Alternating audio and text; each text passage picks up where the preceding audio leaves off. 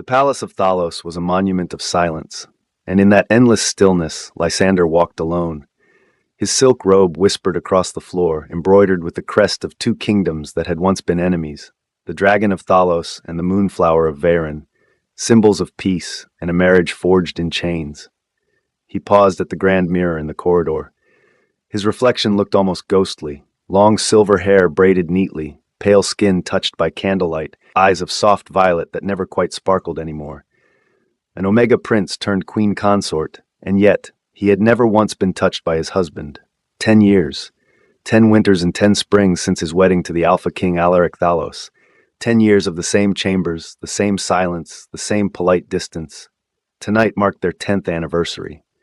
The court prepared a banquet to celebrate the enduring alliance, but Lysander knew better. He was a symbol, beautiful, untouchable, and utterly alone. He had stood beside Alaric before the nobles that evening, smiling as expected, wearing the heavy golden crown that ached against his temples. The king had not looked at him even once. As the festivities ended, Lysander dismissed his attendants and walked back toward his empty chambers. Snow had begun to fall, soft, endless flakes that drifted through the open arches of the corridor. He touched the cold stone of the wall, whispering quietly, almost to himself, 10 years, and I still can't forget the warmth of your hand from our wedding day. Behind him, the distant footsteps of guards echoed, but another pair of steps followed slower, quieter, heavier. He froze. That scent, faint but unmistakable, the deep smoky scent of cedar and rain, the Alpha King. Lysander's heart trembled violently in his chest. He didn't turn around. He'd learned not to hope. Every time he looked, he was met with distance. The steps halted a few paces away, a long silence. Then, that low, rough voice that Lysander had both longed for and dreaded for a decade. You shouldn't walk these halls alone at night. The tone was flat, but beneath it, something unsteady. Lysander turned, bowing lightly. Your Majesty, he whispered, his voice as soft as silk. Forgive me. I didn't wish to disturb your solitude. Their eyes met. For a moment, the world seemed to stop. The golden of Alaric's gaze burned like a dying fire, restrained, aching. Lysander had seen that look before, once, on their wedding night, before it vanished behind walls of iron. Alaric's gloved hand tightened at his side. His body was tense, every muscle rigid. He looked as if a single touch would break him. And then he said quietly, It's late, you should rest. He turned away. The king's cloak brushed past him, smelling faintly of battle and rain. Lysander watched him leave, heart twisting painfully. 10 years, and even now, Alaric still stood just close enough to hurt him, and just far enough to make him ache forever. That night, as he lay in the vast empty bed of the royal suite, Lysander pressed a trembling hand over his chest. Do you hate me that much, Alaric? He whispered into the darkness. Outside, the snow fell harder, and somewhere beyond the walls, the Alpha King stood alone on his balcony, watching the same falling snow, his jaw tight, his eyes haunted. If I touch you, I'll lose you, Alaric murmured to the wind. And that I cannot bear. The next morning, the palace was abuzz with news. The royal astrologers had declared the coming of a blood moon, a celestial event that appeared only once every century. In ancient lore, it was said to stir the instincts of all alphas, heightening their desires and shattering restraints. To Alaric, it was a warning. To Lysander, it meant nothing at first, only that the king seemed to avoid him even more as the day drew near. Meanwhile, in the royal war room, Alaric stood with his commander Elias, his expression grim. You know what the oracle said, Elias murmured. If you resist the bond any longer, the curse will consume you both. Alaric's golden eyes hardened. If I claim him, he dies. Elias bowed his head, voice low. Then the gods are cruel indeed. That night, Lysander sat by his window, watching the red hue begin to stain the horizon. The blood moon was rising. A strange heat prickled beneath his skin, an ache he didn't understand. His Omega nature, long dormant from the absence of a mate's touch, stirred faintly for the first time in years. He pressed his hand against his chest again, whispering, Why do I still wait for someone who never wanted me? He didn't know that across the palace, Alaric was pacing like a caged beast, fighting his instincts, trembling with a fear he couldn't confess. And the curse whispered to him in the voice of the gods. 10 years you have denied your bond, Alaric Thalos. On the night of the blood moon, your heart shall choose, love or ruin. The palace was drenched in red. Moonlight bled across the marble halls, staining the white stone crimson. The royal banners swayed in the cold wind, and the air itself felt heavy, thick with an energy that made every heartbeat louder, every breath deeper. In his chamber, King Alaric Thalos sat in darkness. He had dismissed his guards, extinguished every torch, and locked the doors. His breathing came slow, measured, yet there was a tremor in his hand, his claws threatening to emerge as the curse burned beneath his skin. The blood moon had risen. He could feel it, the primal rhythm in his veins, the pull toward the one scent that had haunted him for a decade. Lysander's scent. He pressed his palm to the table, cracking the wood beneath his strength. "Stay away from him," he muttered to himself. "If I touch him, the curse will devour him." But the voice inside, the one that sounded too much like the gods, whispered cruelly back, "You already are devouring him. With your absence, with your silence." On the far end of the palace, Lysander sat by his balcony window, staring at the moon. It glowed a deep scarlet, beautiful and ominous. The crimson light brushed across his skin like liquid fire, and he shivered, his omega senses stirring, long suppressed but not forgotten. His pulse quickened. His body was hot, too hot, though the air was cold. The blood moon, his kind's instinctive cycle, was awakening him. He didn't understand it. Why now, after so many years of emptiness? He rose, crossing the room to the carved wooden door that separated his chambers from the king's. They had shared a suite for years, but never shared a bed, nor even a night's conversation in private. And yet tonight, some part of him whispered that Alaric was on the other side. He reached for the handle. His hand trembled. "Your Majesty," he whispered, barely audible. "Are you awake?" Inside, Alaric's head snapped up. That voice, soft, fragile, beautiful, cut through the haze of his restraint like a blade. Lysander. His name escaped the Alpha's lips like a prayer. He could smell him now, the faint sweetness of moonflower and rain, the scent that had driven him mad for 10 years, one he'd tried to bury beneath duty and fear. The air around him shimmered faintly, the curse tightening its invisible chains. His veins glowed faintly red beneath his skin. He staggered toward the door, his breathing ragged. Lysander hesitated on the other side, feeling the faint thrum of energy between the wood. "Alaric?" he called again, quieter this time. "Are you unwell?" A low growl rumbled from the other side, half pain, half longing. "Don't come closer," Alaric managed. His voice was rough like stone grinding. "Go back to your room." But Lysander's heart rebelled. For 10 years he had obeyed every command, swallowed every ache. Not tonight, not under this cursed beautiful moon.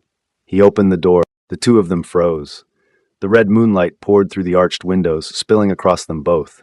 Lysander in his white robe, silver hair glowing like silk fire, and Alaric, towering, trembling, his golden eyes burning too bright. The air between them pulsed. For the first time in 10 years, the Alpha King looked at his husband, not with distance, but with raw, helpless desire. Lysander took a hesitant step forward. "Alaric, you're shaking." Alaric's hands clenched. His claws dug into his palms until they bled. "I told you to stay away," he growled, voice cracking. Lysander stopped, lips trembling. "Then tell me why," he whispered. "Tell me why you've never touched me, why you flinch whenever I breathe too close. Do you hate me that much?" The words struck Alaric harder than any blade. He stared at him, stricken, the curse's energy writhing around his body like invisible chains. "Hate you?" His voice broke. "Lysander, I've spent 10 years trying not to love you." Lysander froze, eyes wide, heart pounding. The moon outside flared brighter, red light flooding the room. The curse broke through its last thread. Alaric stumbled forward, his control unraveling. The scent of his alpha pheromones filled the air, thick and heady, making Lysander's knees weaken. The king's eyes glowed faintly gold and crimson, and he reached out, then stopped, his hand inches from Lysander's cheek, trembling violently. "I can't," he choked. "If I touch you, the curse will." Lysander stepped closer until their breath mingled. "Then let it," he whispered, tears glimmering, "because this distance has already been killing me." His words broke something inside Alaric. The Alpha shuddered, his entire body trembling as he finally let his hand graze Lysander's cheek, just barely, fingers brushing skin like fire. The curse flared, but instead of consuming, it weakened. The red light around them flickered, shifting to gold. Lysander gasped softly as warmth spread through him, gentle and wild. Alaric's eyes widened in shock. The curse wasn't killing him. It was breaking, the air filled with light, with scent, with a sound like a sigh from the heavens themselves. And then, Alaric fell to his knees before Lysander, shaking, tears streaking down his face for the first time in a decade. "Forgive me," he whispered hoarsely. "Forgive me for every night I made you sleep alone. I can't bear it anymore. I can't not touch you anymore." Lysander knelt, cupping his face with trembling hands. "Then don't hold back," he breathed. "Not tonight." The moon burned bright red and gold above the palace, casting their shadows together on the floor, and Alpha and his long-forgotten mate, the curse finally cracking open between them. And as Alaric leaned forward, his lips brushed Lysander's forehead. Not a claiming, not yet, but a promise. "I swear, I'll never leave you untouched again." The red moon had begun to fade into gold, but the air between them still pulsed with heat.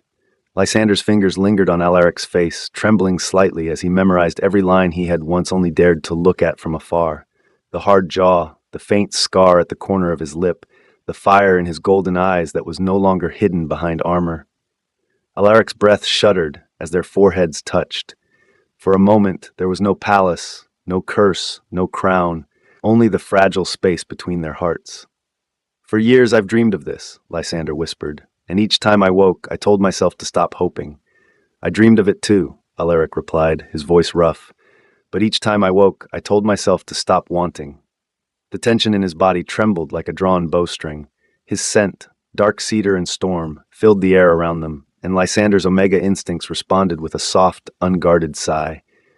The sound nearly undid the king. He brushed his thumb over Lysander's lower lip, watching it part. "You don't know how many nights I stood outside this door," he murmured. "How many times I wanted to open it." Lysander's eyes glistened. "Then why didn't you?" Alaric's gaze fell. "Because I thought my touch would kill you. The curse warned me that my blood would destroy the one I loved. So I stayed away. But each year it became harder. Each year I loved you more." Lysander's hand moved to rest over his chest, feeling the thunder of the king's heartbeat. "And still," he whispered, "I waited for you." That broke him. The distance of a decade shattered in one breath as Alaric pulled him into his arms. The warmth of that first embrace was almost painful, a release of 10 years of hunger and restraint. Lysander gasped softly against his chest, clutching the fabric of his robe as if afraid he might vanish.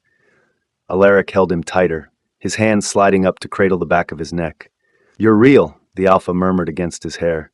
"You're here. I've always been here," Lysander breathed back, "waiting for you to come home." The room filled with the faint rustle of silk and the soft rhythm of breath. When Alaric lifted his face, Lysander met him halfway, their lips finally meeting in a kiss that was slow, searching, and full of everything they'd been denied. It wasn't desperate at first, it was reverent, the kind of kiss one gives to a prayer finally answered. But when Lysander's fingers slid to the back of Alaric's neck, the Alpha shuddered, and the kiss deepened, heavier, trembling, hungry. The red and gold moonlight poured over them, wrapping them in warmth. Alaric broke the kiss just enough to whisper, "Tell me to stop, and I will." Lysander's voice was a whisper against his lips. "Don't stop." The king's breath caught, his eyes dark with emotion. "You don't know what that means." Lysander looked up at him, eyes shimmering. "Then show me." He smiled faintly, the first true smile in years, and lifted Lysander into his arms as if he were the most fragile treasure in the world.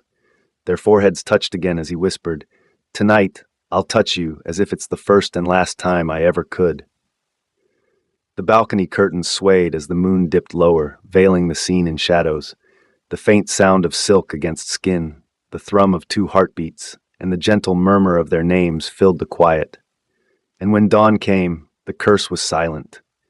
Only the golden sunlight remained, streaming across tangled sheets and the peaceful sleeping figure in the Alpha King's arms, the Omega he had finally, after 10 long years, dared to hold. The first rays of dawn spilled over the spires of Thalos.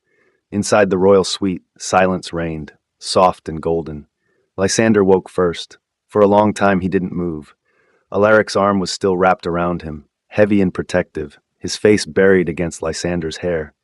The Alpha King, feared by armies, worshipped by nobles, slept like a man finally unburdened. Lysander traced a careful finger along the scar at Alaric's shoulder, the one that had always made him wonder who had hurt him. Now he understood that some wounds were carved not by swords, but by loneliness. He smiled faintly and whispered, "You're real after all." When Alaric stirred, his first instinct was panic, the curse. the prophecy. He sat upright so quickly that the sheets slid from his shoulders, eyes wild, searching for harm on Lysander's skin. "Are you hurt?" he demanded. "Do you feel dizzy? Weak?" Lysander blinked, confused, then shook his head with a small laugh. "No, my king. Only a little sore from your armor." Relief hit Alaric so hard he exhaled shakily, burying his face in his palms. "The curse didn't take you." Lysander tilted his head, gentle. "Maybe love did." The words silenced him. By midday, the palace buzzed. Servants whispered behind pillars. Guards exchanged looks. The scent of the Alpha King's mark lingered faintly in the royal wing, impossible to hide. Lady Maria entered Lysander's chamber with wide eyes and an urgent curtsy. "Your Majesty, the entire court knows. They say the king finally claimed you under the blood moon." Lysander's cheeks warmed. "Let them talk." But outside, it was no small gossip. The High Council convened in haste. An heir meant new politics, new alliances, and perhaps a new war. And beneath the celebration, a shadow still moved. An old curse does not die quietly. That night, Alaric summoned the oracle again. The seer's voice echoed through the candlelight. "You touched him and the curse slept, but it is not gone. The bond must be completed under the next full moon, or your line will pay the price." Alaric's fists clenched. "Then tell me what to do." The oracle's eyes gleamed. "Do not fear love, my king. Fear what happens if you try to cage it again." Back in their chamber, Lysander stood by the window, the wind playing with his silver hair. When Alaric returned, he stopped behind him, hesitant again, as if afraid that the closeness of morning had been a dream. Lysander turned, smiling softly. 10 years you kept your distance," he said. "You don't have to stand so far anymore." Alaric stepped closer, his hand finding his husband's. "Then stay with me, Lysander. Whatever comes next, curse or crown, I won't let go again." Outside, the moonlight was gentle this time. For once, there was no crimson glare, only pale silver peace. Two figures stood hand in hand at the balcony, an Alpha King who had feared to love, and the Omega who had waited long enough to teach him how. A week passed after the blood moon. The palace of Thalos had never felt so alive, or so dangerous. Every noble had a new opinion about the royal bedchamber. Some called it a blessing from the gods. The Alpha King has finally chosen love. Others whispered darker things. The peace treaty will collapse. An heir from the Varen line could divide the throne. Through all of it, Lysander walked the gilded corridors with a serenity that only half hid his anxiety. He had become the eye of a storm he never asked for. In the council hall, Alaric faced his ministers. "I will hear no word against the queen consort," he said, his voice cold as the marble beneath their feet. "If there is to be an heir, it will unite our kingdoms, not destroy them." The ministers bowed, but behind lowered heads, envy flickered. The most powerful alpha alive had been undone by love, and many of them resented the softness in his eyes when he spoke the Omega's name. Later, in the gardens, Lysander met Lady Maria beneath the old moon tree. The petals were falling, white and slow. "You've been pale lately," Maria said softly, touching his arm. "Are you unwell?" Lysander smiled faintly, but his hand drifted to his stomach before he could stop it. A warmth there pulsed like a secret. "I don't know," he admitted. "I feel different." The maid's eyes widened. "The Queen of Thalos carrying an heir." "Shh!" Lysander interrupted, his cheeks flushing. "It's too soon to speak of that." But that night, as he lay beside Alaric and listened to the quiet rhythm of his husband's breathing, he touched that same spot again, and for the first time in years he whispered a prayer. Not for freedom, not for peace, but for life. Days turned into weeks. Every morning, Alaric found new reasons to linger near Lysander. Simple things. Breakfast shared in the garden, letters signed together, walks through the courtyard where soldiers bowed their heads to both rulers now. Their bond had changed the palace. Laughter sometimes echoed where only silence had ruled. And yet, in the quiet hours after midnight, Alaric still dreamed of red chains and a voice whispering from the dark. "Love him too much, and you will lose him still." He would wake sweating, turn to find Lysander sleeping peacefully beside him, and hold him a little tighter, afraid of shadows he could not fight. One evening, as the sky burned orange, a messenger from the eastern border arrived bearing grim news. The Varen loyalists, Lysander's old people, believed the Omega Prince had been bewitched by the Alpha King. They were calling for his return. And the Council of Thalos was divided on whether the king should protect his husband or send him back to avoid war. When Alaric told him, Lysander's voice was calm, but his hands shook. So after 10 years of being nothing, now I am a weapon again. Alaric took his face gently in his hands. You are my bond, not my pawn, he said, steady.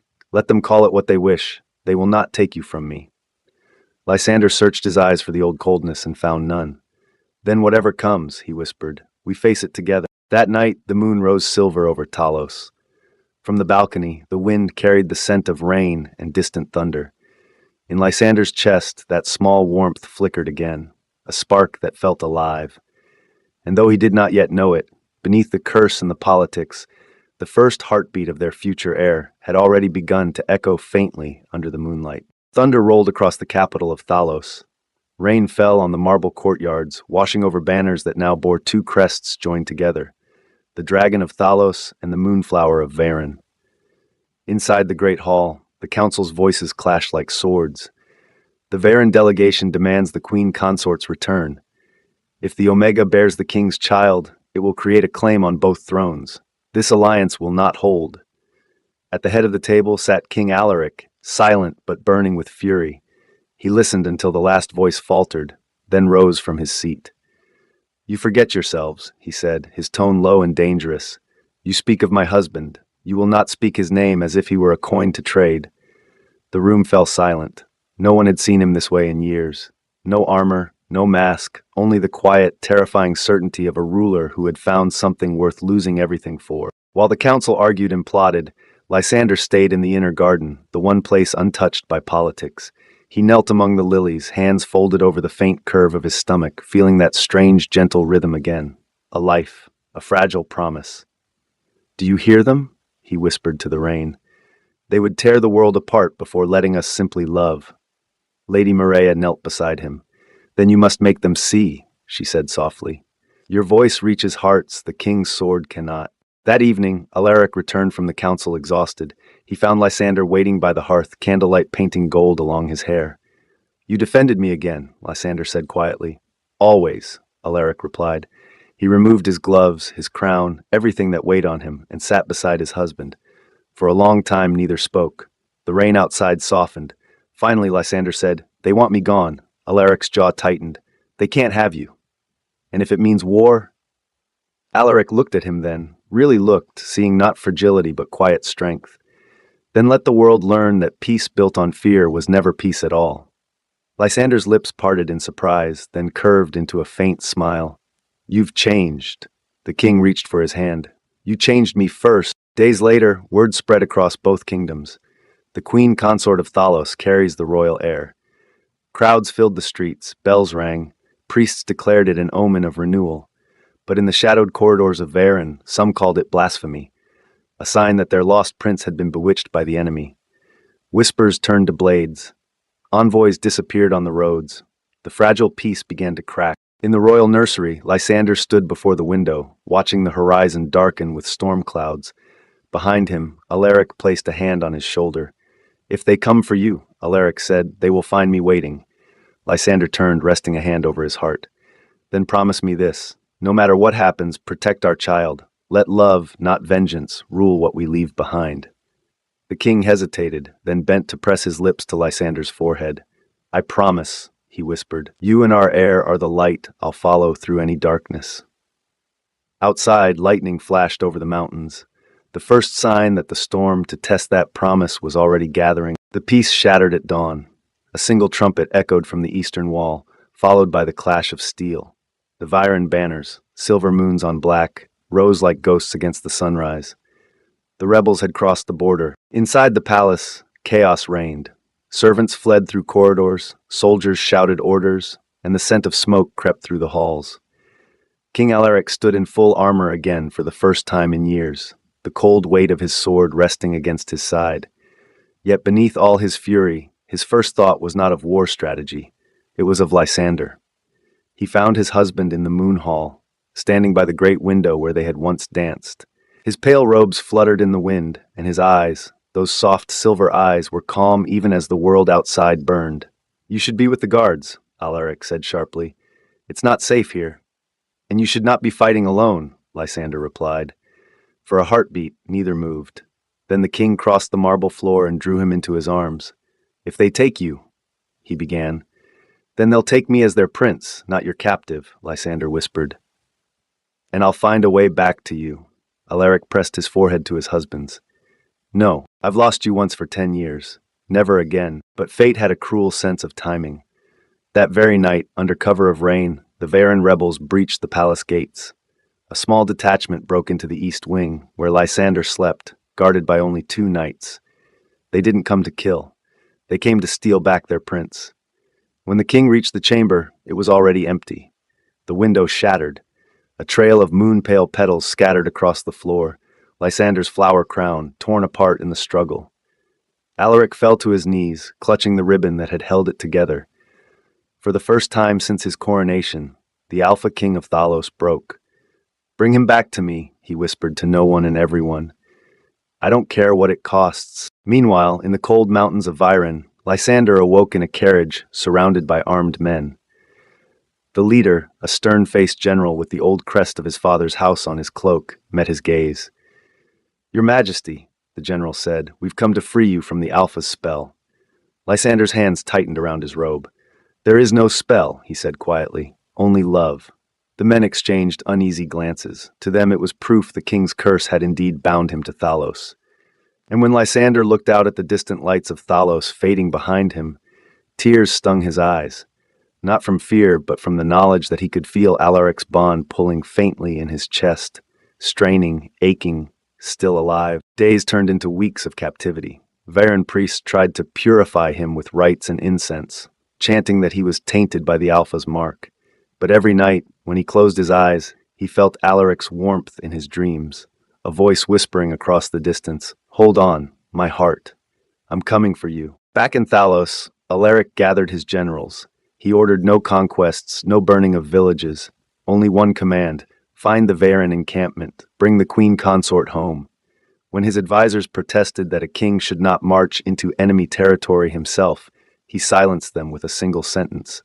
You forget, the heart of a king is not his throne, it is the one he cannot live without. And so began the War of the Bloodlines, not fought for power or pride, but for love that defied both kingdoms' laws. The snow fell in thick, heavy flakes across the northern mountains.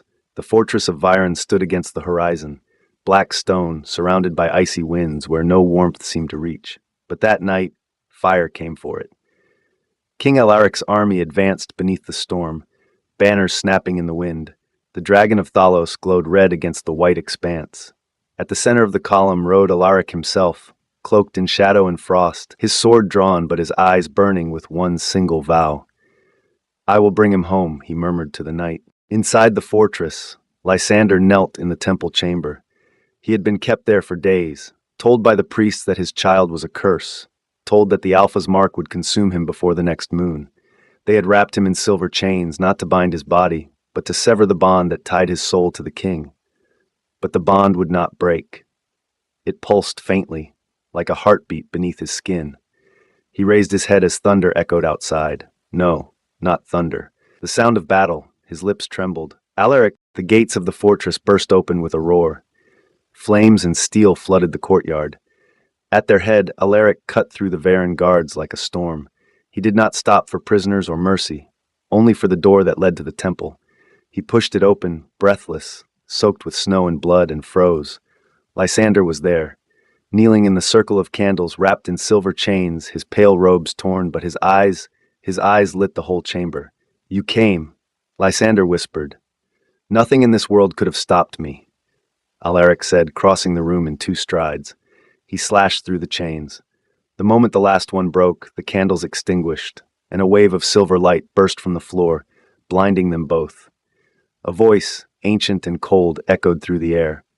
The bond you defied was never meant to be broken. One life must end for the other to remain. The curse of the blood moon. The same spell that had once bound Alaric's line to solitude had awakened. Lysander staggered, clutching his stomach. Alaric, it's the curse. It's real. Then I'll break it myself, he said fiercely, drawing his sword. But Lysander shook his head, eyes shining with tears. You can't fight magic with steel, only with a promise strong enough to defy it. He reached up, touching Alaric's cheek. Swear to me, whatever happens, let our child live. Let our love end this cycle. No, Alaric said, voice breaking. I will not lose you. I won't choose between you and our child. The ground trembled. The voice spoke again, darker this time. Then both shall perish. Lysander pressed his lips to Alaric's, soft, trembling, and final. Then let it be both of us, together, he whispered. Love is not meant to be survived. It's meant to be shared until the end. Light consumed them. For a moment it felt like falling through stars. Then silence. When Alaric awoke, the storm had passed. Lysander lay in his arms, his body still, his skin faintly glowing under the moonlight. But when Alaric reached for him, the Omega's lashes fluttered, and a single tear slid down his cheek. It's over, Lysander breathed. The curse is gone. The light faded from the temple walls, leaving only the quiet sound of the wind outside. And then, faintly, impossibly, a second heartbeat pulsed between them.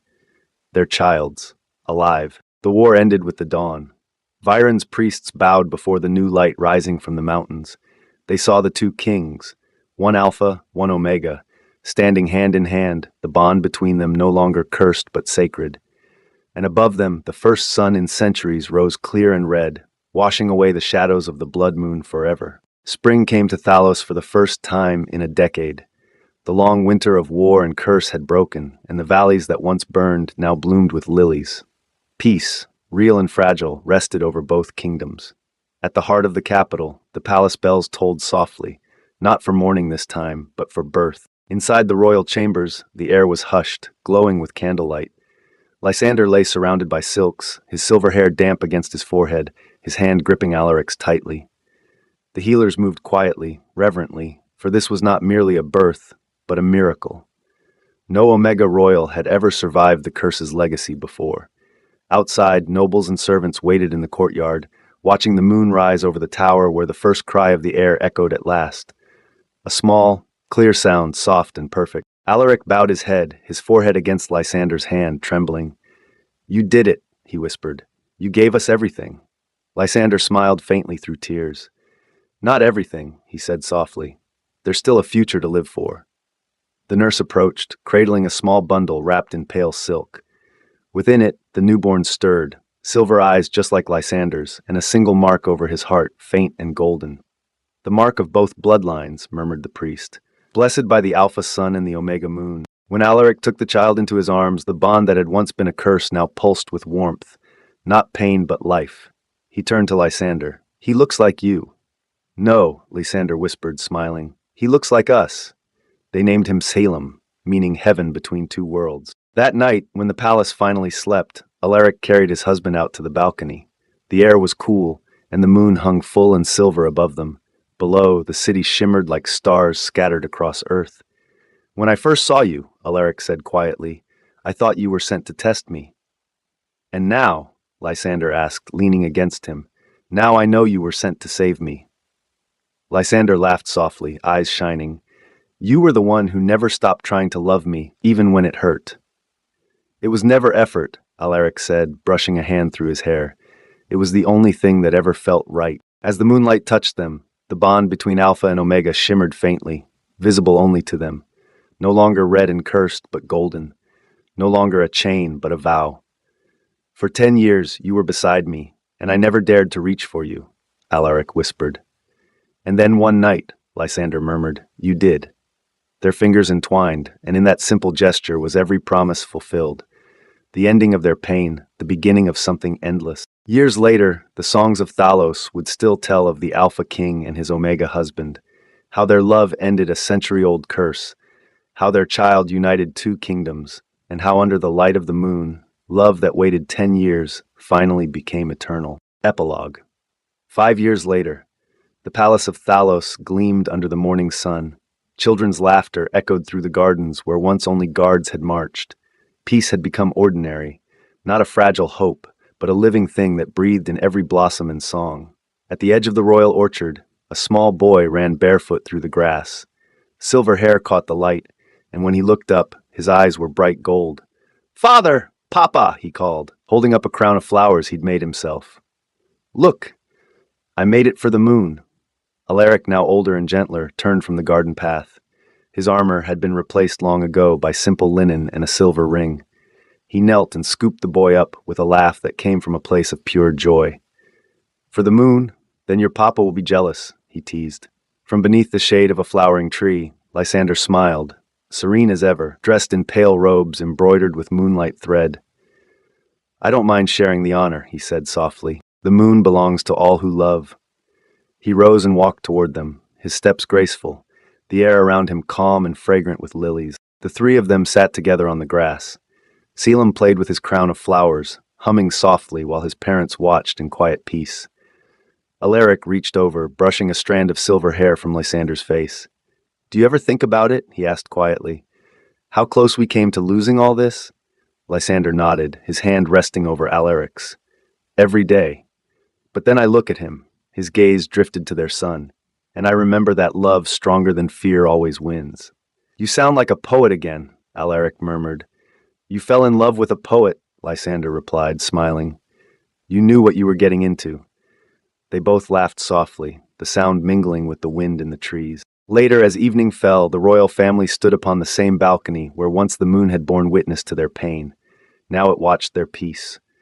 Selim leaned against the balustrade, eyes wide at the stars. "Papa, will the moon always protect us?" he asked. Lysander knelt beside him. "The moon doesn't protect us, my heart. It reminds us to be gentle, even in darkness." "And the sun?" the child asked, turning to his other father. Alaric rested a hand on his son's shoulder. "The sun reminds us to be strong enough to love that way." The boy's small hand slipped into both of theirs. "Then we have both," he said solemnly. "We're safe." The bells of Thalos rang softly as the last light of day faded. In the distance, the mountains glowed silver with moonlight. Alaric and Lysander stood side by side, their fingers intertwined, their son asleep between them. "For 10 years we were strangers in the same home," Lysander whispered, "and now this home holds our whole world." "No," Alaric said, pressing a kiss to his temple. "You are my whole world."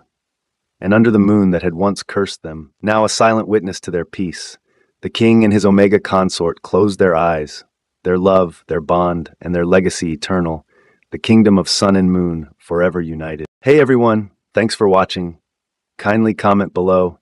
If you loved it, don't forget to like, subscribe, and hit that bell icon for more amazing content. Drop a comment with your favorite moment, and I'll see you in the next one.